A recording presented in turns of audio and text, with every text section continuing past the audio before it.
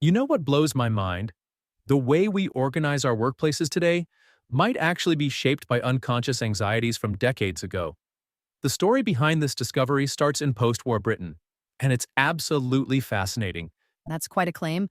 What exactly led researchers to make that connection? Well, it all started in 1948 when Britain's productivity was so low that the government launched this massive research initiative.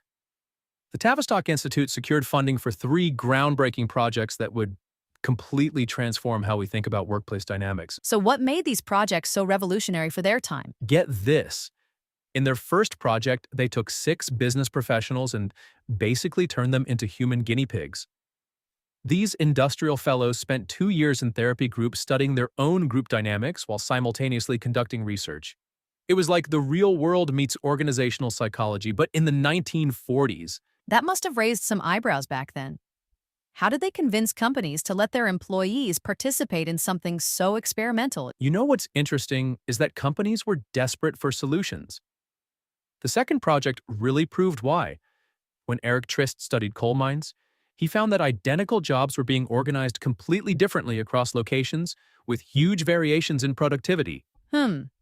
So, they discovered that the human element was just as important as the technical aspects? Exactly.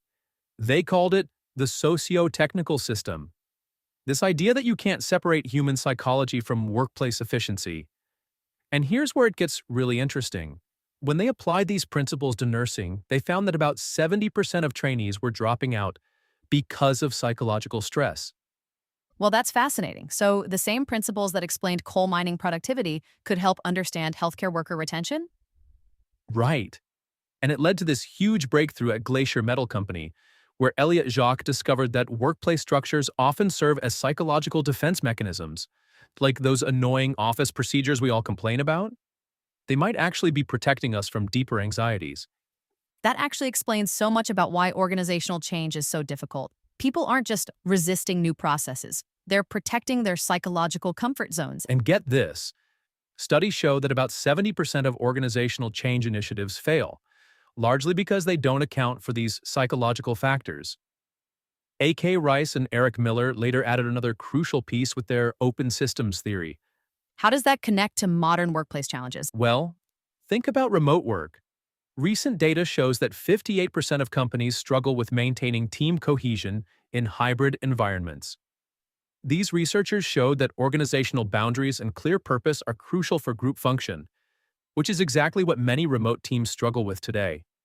So, these theories from the 1940s and 50s are actually more relevant than ever? Absolutely fascinating, right? Modern studies show that companies implementing these socio-technical principles see up to 35% higher employee engagement and 25% lower turnover rates.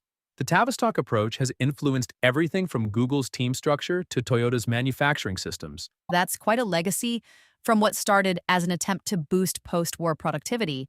And here's what really gets me.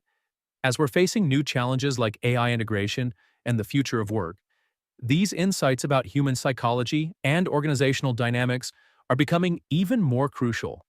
Recent surveys show that 82% of employees feel their workplace doesn't understand their psychological needs. So, what you're saying is that the more things change, the more we need to understand these fundamental human dynamics. Exactly. Whether we're talking about virtual teams in 2023 or coal mines in 1948, the basic human need for psychological safety and meaningful work remains the same. That's all we have time for today but it really makes you think about what's really driving your own workplace dynamics, doesn't it? And maybe why that one annoying office policy exists. It might be serving a deeper purpose than we realize.